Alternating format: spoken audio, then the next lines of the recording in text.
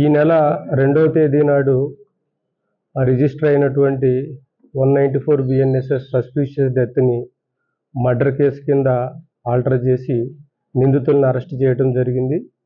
ఈ నెల 2వ తేదీన గద్వాల్ టౌన్లో లక్ష్మి అనేటటువంటి మహిళ తన ఇంట్లో చనిపోయి ఉండటం జరిగింది.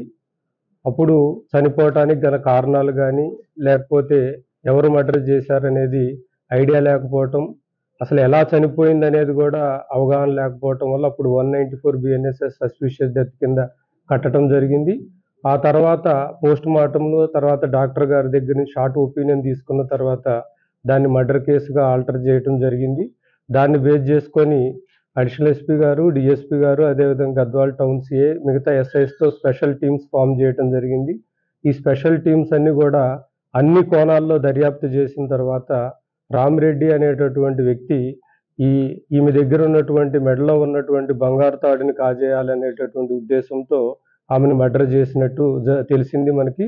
వివరాల్లోకి వెళ్తే ఈ రామిరెడ్డి అనేటటువంటి వ్యక్తి ఆన్లైన్లో బెట్టింగ్స్కి వీటికి అలవాటు పడి లాస్ట్ 3-4 ఇయర్స్ నుంచి ఒక 20-25 lakhs దాకా పోగొట్టుకోవడం జరిగింది. ఈ మృతురాలు ఎవరైతే ఉన్నారో లక్ష్మి, ఈమె వడ్డీ బిజినెస్ చేస్తూ ఉంటుంది. అవసరం ఉన్నటువంటి వాళ్ళకి అమౌంట్ ఇచ్చి వాళ్ళ దగ్గర నుంచి రోజువారీ వడ్డీ కలెక్ట్ చేయటం ఇట్లా జరుగుతుంది.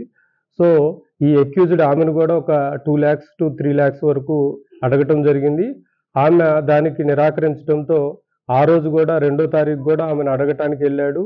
ఆమె నిరాకరించినప్పుడు ఆమెని తోయటం జరిగింది. తోసిన తర్వాత ఆమె కింద పడినప్పుడు వెంటనే స్ట్రాంగులేషన్ చేసి చంపటం జరిగింది. చంపిన తర్వాత అక్కడ ఉన్నటువంటి ఆ మెడలో ఉన్నటువంటి పుస్తెల తాడుని తీసుకొని అతను ఫ్యామిలీతో సహా శంషాబాద్ ఏరియాకి వెళ్ళి అక్కడ అతనికి సంబంధించినటువంటి ఫ్రెండ్కి గోల్డ్ షాప్ ఉండటంతో ఆ గోల్డ్ షాప్లో ఇది వాళ్ళ మిస్సెస్ నాయనమ్మకు సంబంధించిన పాత గొలుసు అని చెప్పి దాన్ని మొత్తం కరిగించి ఒక 4,60,000 దాకా తీసుకోవడం జరిగింది.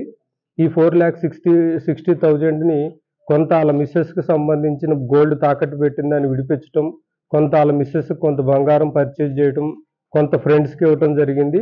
ఇప్పుడు ఆ రిమైనింగ్ అమౌంట్ 2,33,500ని సీజ్ చేయటం జరిగింది.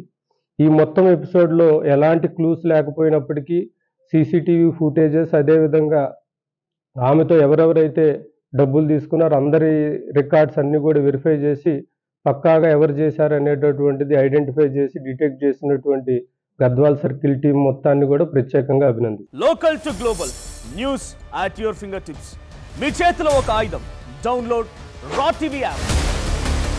Media legend Ravi Prakash is back.